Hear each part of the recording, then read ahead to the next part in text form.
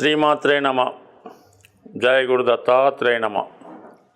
ఈ వీడియోలో మనం 2025వ సంవత్సరం మే నెల 18వ తారీఖున రాశులలో మార్పు చెందుతున్న రాహువు మరియు కేతు గ్రహాలు, అంటే ప్రస్తుతం రాహు మీనరాశి నుంచి కుంభరాశిలోకి, కేతువు కన్యారాశి నుంచి సింహరాశిలోకి మారడం జరుగుతుంది. ఇప్పుడు మనం వివిధ రాశుల వారి మీద రాబోయే 18 నెలల్లో కేతుగ్రహం ఎటువంటి ప్రభావాన్ని చూపడం జరుగుతూ ఉంది అన్న విషయాన్ని మనం ఈ వీడియోలో పరిశీలిద్దాం. మే 18వ తారీఖున మారబోతున్నటువంటి రాహు కేతువుల ప్రభావం మిథున రాశి వారికి ఏ విధంగా ఉండబోతుంది అని పరిశీలించినప్పుడు, మరి మిథున రాశి వారికి కేతువు తృతీయ స్థానంలోకి రావడం జరుగుతుంది. అలాగే రాహు 9వ స్థానంలోకి వస్తాడు. అయితే 3వ స్థానం అన్నది చాలా వరకు ధైర్య సాహసాలతో మనం ధైర్యంగా తీసుకునే నిర్ణయాల మీద ఆధారపడి ఉంటుంది. కేతు 3వ స్థానంలోకి రావడం వల్ల జాతకుడు స్వతంత్రంగా ధైర్యంగా తన పనులు ప్రారంభిస్తాడు. ఈ ప్రారంభంలో ఎవరు సహాయపడినా సహాయపడకపోయినా తాను అనుకున్న కర్తవ్యాన్ని నిర్వహించడం జరుగుతూ ఉంటుంది. ముఖ్యంగా క్రీడారంగంలో ఉన్న వాళ్ళకి ఈ గ్రహస్థితి చాలా వరకు అనుకూలించే అవకాశం ఉన్నది.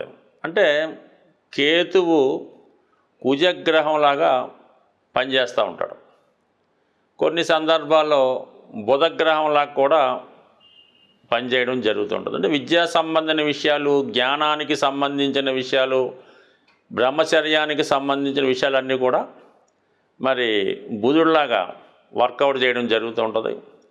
మరి అలాగే ప్రమాదాలు, స్థిరాస్తులు, అన్నదమ్ములు, రుణాలు, ధనం, శరీరం, వ్యాయామం, ఆరోగ్యం, వీటి విషయాలు మరి కుజుడిలాగా ఈ కేతు పనిచేయడం జరుగుతూ ఉంటుంది. మరి ఇప్పుడు ఈ 3వ స్థానం అన్నది విక్రమ స్థానం అవడం వల్ల, మరి అందులో కేతువు రావడం వల్ల మీరు ఏదైనా కొత్త కార్యక్రమాలు ప్రారంభించినప్పుడు ధైర్యంగా ప్రారంభిస్తారు. ముఖ్యంగా కమ్యూనికేషన్స్, మీలో ఉన్నటువంటి నాలెడ్జ్కి తగిన గుర్తింపు రావడం జరుగుతూ ఉంటుంది. అలాగే రైటింగ్ స్కిల్స్ పెరగడం జరుగుతుంది. ఇది ఆర్టిస్టులకి, సినిమాలో పాటలు, మాటలు, కథలు రాస్తున్న వారికి చాలా వరకు కొత్త అవకాశాలు రావడం జరుగుతూ ఉంటుంది. అలాగే మీ యొక్క డాక్యుమెంట్స్ ఏవైనా ఉంటే అవి జాగ్రత్తగా చూసుకోవాల్సి ఉంటుందన్నమాట. కొన్ని సందర్భాల్లో సమయానికి మీ యొక్క విలువైన డాక్యుమెంట్లు, అంటే ఏదైనా సర్టిఫికేట్లు అవ్వచ్చు, అలాగే బండికి సంబంధించినటువంటి, వాహనానికి సంబంధించినటువంటి పేపర్స్ అవ్వచ్చు, ఏదైనా స్థిరాస్తి కొంటే మనం తీసుకున్నటువంటి అగ్రిమెంట్లో, మరి ఆస్తి పత్రాలు, ఈ ప్రోనోట్లో అటువంటివి జాగ్రత్త పెట్టుకోవాల్సి ఉంటుంది. వాటిలో ఏదైనా కొద్దిగా తప్పు జరగవచ్చు. అంటే మీరు ఏదన్నా ఎవరికైనా నమ్మకంతో ఈ ఖాళీ ప్రోనోట్ మీద సంతకం పెట్టినా, ఖాళీ చెక్ ఇచ్చినా, అలాగే మీరు ఎవరి దగ్గరైనా డాక్యుమెంట్స్ తీసుకునేటప్పుడు అందులో కరెక్ట్గా ఆస్తి వివరాలు కానీ, తారీఖులు కానీ, ధనం కానీ కరెక్ట్గా మెన్షన్ చేశారా లేదా అన్న జాగ్రత్తగా చూసుకోవాల్సి ఉంటుంది. లేకపోతే ఈ సమయంలో మీరు ఎవరినైతే బాగా నమ్ముతారో వాళ్ళ ద్వారానే మీకు మోసం జరిగే అవకాశం ఉన్నది. కాబట్టి చాలా వరకు ఈ విషయంలో మీరు చాలా జాగ్రత్త పడండి. ఎట్టి పరిస్థితుల్లో కూడా మీ సేవకులను, వేరే వాళ్ళను బ్యాంకు గది పంపించినప్పుడు మీరు ఇచ్చిన ధనం కానీ, తెచ్చిన ధనం కానీ, అలాగే చెక్కులు కానీ చాలా జాగ్రత్తగా సరి చూసుకోవాల్సి ఉంటుంది. ఎట్టి పరిస్థితుల్లో కూడా మీ యొక్క డెబిట్ కార్డో, క్రెడిట్ కార్డో, ఈ పిన్ నెంబరు మరి మీ సహాయకులకో, సేవకులకో ఎవరికి చెప్పినా కూడా వారు దుర్వినియోగం చేసే అవకాశం ఉంటుంది. కాబట్టి ఏదైనా ఇటువంటి రహస్య పత్రాలు కానీ ఈ కోడ్స్ కానీ ఎవరికి చెప్పకుండా జాగ్రత్త వహించడం మంచిది. ఏదైనా కొత్త వారితో అగ్రిమెంట్లు చేసుకునేటప్పుడు చాలా వరకు జాగ్రత్త వహించవలసి ఉంటుంది. అలాగే మీరు ప్రయాణం చేస్తున్నప్పుడు కొత్తగా అలవాట్లేని వాహనాలు అవి నడుపుతున్నప్పుడు సరైనటువంటి సేఫ్టీ మెజర్ తీసుకొని ప్రయాణం చేస్తే మంచిది. కొన్ని సందర్భాల్లో కొన్ని అనుకోని ప్రమాదాలు జరిగే అవకాశం కూడా కనబడుతుంటుంది. ఈ సమయంలో సాధారణంగా రైట్ హ్యాండ్కి కానీ కాళ్ళకు కానీ దెబ్బలు గాయాలు తగలడం కానీ అవి తీవ్రంగా మిమ్మల్ని అంటే యాక్సిడెంట్ అవ్వకపోయినా కామన్గా ఏజ్ని బట్టి దాన్ని బట్టి నరాలకు సంబంధించిన బలహీనత రావచ్చు, ఈ హ్యాండ్స్ బాగా లాగొచ్చు, బ్యాక్ పెయిన్ లాంటిది రావచ్చు. అందువల్ల ఏంటంటే మీరు తగు విధంగా క్రమశిక్షణ ఆరోగ్యం పాటించడం వల్ల కూడా కొంతవరకు ఈ అనారోగ్య సమస్యల నుంచి బయటపడే అవకాశం ఉంది. ఎవరితో అయినా కొత్త వారితో పరిచయాలు పెంచుకున్నప్పుడు ప్రయాణాల్లో ఎవరైనా పరిచయం అయినప్పుడు వారితో ఎక్కువగా మీరు డీలింగ్స్ పెట్టుకోవద్దు. ఎక్కడికక్కడ కట్ చేసుకోవడం మంచిది.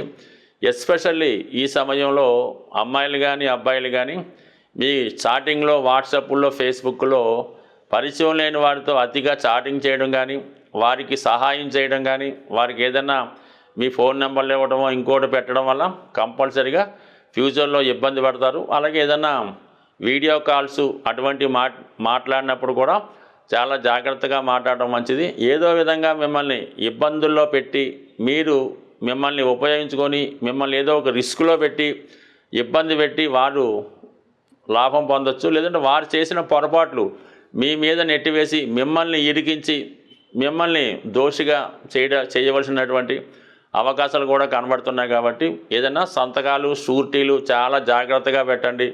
ఎట్టి పరిస్థితుల్లో కూడా కొత్త వారిని నమ్మకుండా జాగ్రత్త తీసుకుంటే మంచిది. అలాగే చాలా జాగ్రత్తగా ప్రమాదాలు రాకుండా చూసుకోవడం కూడా మంచిది. సాధారణంగా రాహు కేతువులు ఒక 180 degrees యాంగిల్లో ఉంటూ రెండు ఒకేసారి రాశులు మారడం జరుగుతూ ఉంటుంది. అంటే ఇప్పుడు రాహు కేతువు రెండు గ్రహాలు ఒకసారి మారినప్పటికి కూడా రాహు ఏ భావంలో ఉంటాడో ఆ భావం యొక్క ఫలితాల్ని ఎక్స్పాండ్ చేయడం జరుగుతూ ఉంటుంది. అయితే కేతువు ఏ భావంలో ఉంటే ఆ భావ ఫలితాలని తగ్గించడం జరుగుతూ ఉంటుంది. అంటే కేతువు జ్ఞానకారకుడు, వైరాగ్యకారకుడు, అలాగే బ్రహ్మచర్యానికి కారకుడు. ఏదైనా త్యాగానికి సిద్ధంగా ఉండే గ్రహం కేతు గ్రహం. కాబట్టి సాధారణంగా కేతువు హృదయంతో ఆలోచించడం జరుగుతూ ఉంటుంది. అంటే రాహు హెడ్, అందుకని రాహుకి ప్రపంచంలో అన్నీ తనకే కావాలని, సంపద అంతా తన సొంతమే కావాలని, తను మాత్రమే బాగుండాలని రాహు ఆలోచన ఉంటుంది.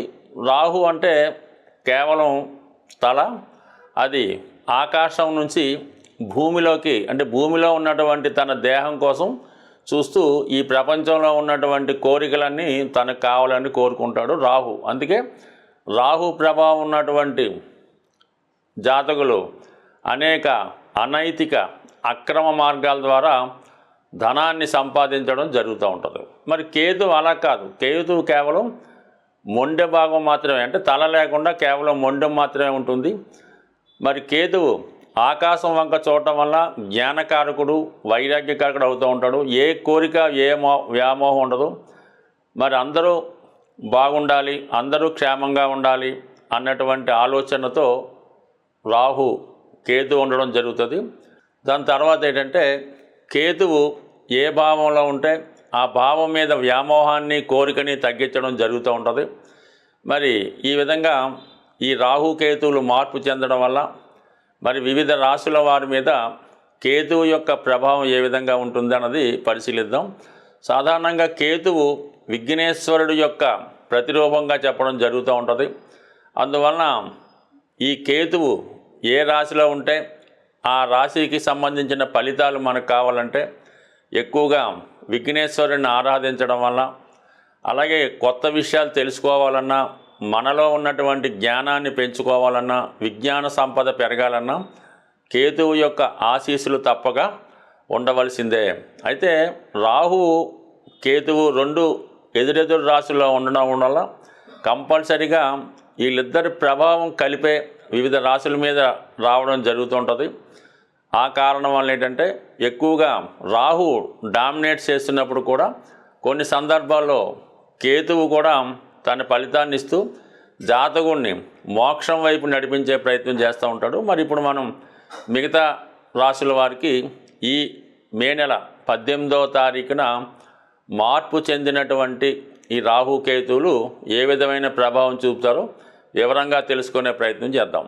కేతుగ్రహం మనకి సంపూర్ణంగా సహకరించాలంటే మరి విఘ్నేశ్వరుడి యొక్క ఆరాధన వల్ల మనకి కేతువు సంతృప్తి చెందడం జరుగుతూ ఉంటుంది. అందుకని కంపల్సరిగా ఈ కేతువు పెట్టినటువంటి ఇబ్బందులు నుంచి, అంటే కేతువు ఇబ్బందులు ఏముంది, ఏ పని ప్రారంభించినా మధ్యలో ఆగుతుంటుంది. మనం ఒక ప్రయత్నం కోసం వెళ్తే వేరే ప్రయత్నం జరుగుతూ ఉంటుంది.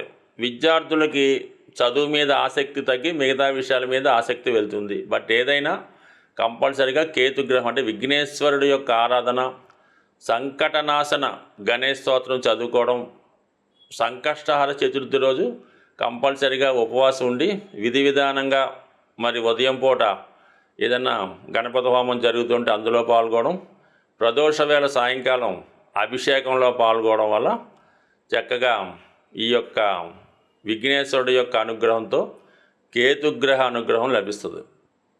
సింపుల్గా ఏంటంటే ఆదివారం కానీ మంగళవారం కానీ ఎండు ఖర్జూరం అన్నది ఒక 7 ఎండు ఖర్జూరాలు, అలాగే ఒక చిల్లర నాణం 10 రూపాయలదో 20 రూపాయల నాణ్యం తీసుకొని మరి అలాగే ఒక 7 మంది సాధువులకి, అక్కడ అంటే సాధువులు అంటే మామూలుగా అక్కడ టెంపుల్ దగ్గర ఉన్నటువంటి ఈ కాషాయ రంగు ధరించిన వాళ్ళకి ఒక 7గురికి డొనేట్ చేయడం వల్ల మనకి కేతుగ్రహ అనుగ్రహం లభిస్తుంది. ఎక్కువగా డ్రై ఫ్రూట్స్ మరి మీరు ఆహారంగా తీసుకున్నా, అదే దేవాలయంలో స్వామికి ప్రసాదంగా నైవేద్యంగా సమర్పించిన కేతుగ్రహ అనుగ్రహం లభించే అవకాశం ఉంది. అంటే పిల్లల యొక్క చదువు తరచూ ఇబ్బంది పడుతుంది, కళలో మనకి పెద్దవాళ్ళు మరణించిన వారు కళలో కనబడుతున్నారు అనుకున్నప్పుడు ఈ పిల్లులు ఉంటాయి కదా, దానికి చక్కగా పాలు నైవేద్యం కాదు, పిల్లులకి పాలు పెట్టడం వల్ల ఈ కేతుగ్రహ దోషం పరిహారం అవుతుంటుంది. అంటే సాధారణంగా పిల్లులకి మరి ఈ ఆత్మలు అవి కనబడుతుంటాయని చెప్తూ ఉంటారు. అది శాస్త్రాల్లో చదవడం తప్ప మనకైతే తెలియదు. కానీ సో ఏదైనా మనం గమనించినప్పుడు అర్థమవుతుంటుంది. ఇంట్లో మన పెంపుడు కుక్కకి ఈ పిల్లులకి కంపల్సరిగా చనిపోయిన వారి యొక్క ఆత్మలు కనబడుతూ ఉంటాయి. ఒక విధంగా కేతువు కూడా ఆత్మ లాంటిదే కాబట్టి ఈ పిల్లులకి పాలు పోయడం వల్ల కూడా కేతుగ్రహ సంపూర్ణ అనుగ్రహం లభిస్తుంది. ఇంకా మీకు మరీ ఇబ్బందులుగా ఉంది, అసలు పిల్లవాడు ఏం మాట పట్టించుకోవట్లేదు, ఏమీ కుటుంబ విషయాలు ఏమీ పట్టించుకోవడం లేదు, చాలా వైరాగ్యంగా ఉన్నాడు, ఏదో పిచ్చి పట్టినట్టు దెయ్యం పట్టినట్టు తిరుగుతున్నాడు, జుత్తు అంతా పెంచుకున్నాడు, బట్టలు మార్చుకోవటం లేదు, స్నానం చేయడం లేదు అనుకున్న వాడిని ఏదైనా అంటే ఈ శ్రీశైలం తిరుపతి లాంటిలో కొన్ని ఆశ్రమాలు ఉంటాయి, ఋషుల యొక్క ఆశ్రమాలు అవి ఉంటుంటాయి, అందులో చేర్పించి కొన్నాళ్ళ పాటు అక్కడ సేవ చేసుకునే విధంగా పెట్టడం కానీ, లేదనుకుంటే కొంతగా బాగుంటే మీ దగ్గరలో ఉన్నటువంటి దేవాలయం పొద్దున్నే ఎర్లీ మార్నింగ్ 4 గంటలు లేచి పరిశుభ్రంగా దాన్ని శుభ్రం చేసి వచ్చిన భక్తులకి సేవ చేయడం ద్వారా కూడా కేతుగ్రహ అనుగ్రహం సంపూర్ణంగా లభిస్తుంది. అలాగే మరి ది బెస్ట్ రెమెడీ అంటే బ్రహ్మముహూర్తంలో లేచి విష్ణు సహస్ర అంటే బ్రహ్మముహూర్తంలో లేచి శుభ్రంగా కాలకృత్యాలు తీర్చుకున్న తర్వాత విష్ణు సహస్రనామాన్ని పారాయణ చేయడం వల్ల సమస్త దోషాలు తొలగే అవకాశం ఉంటుంది. అలాగే శివునికి రుద్రాభిషేకం చేసుకోవడం ద్వారా, అంటే ఏ దైవ కార్యక్రమం చేసుకున్నా కేతువు సంతృప్తి చెందుతూ ఉంటాడు. అంటే కేతువు సంతృప్తి చెందితేనే మీకు మిగతా గ్రహాల యొక్క అనుకూలత అది లభించే అవకాశం ఉంది కాబట్టి, బట్ ఏదైనా ఒక పని చేసినప్పుడు నమ్మకంతో నిజాయితీగా శాస్త్రంలో ఏ విధంగా ఉంటుందో ఆ విధంగానే చేస్తేనే ఫలితం వస్తుంది. దాని తర్వాత ఏంటంటే శాస్త్రాల్లో కూడా శక్తి కొలది అన్నారు. అంటే డబ్బులు లేనివాడు ఏదో ఒక 1/2 లీటర్ ఆవు పాలతో శివుడికి అభిషేకం చేయొచ్చు, కానీ బాగా కోటీశ్వరుడు కూడా అది వర్తించదు.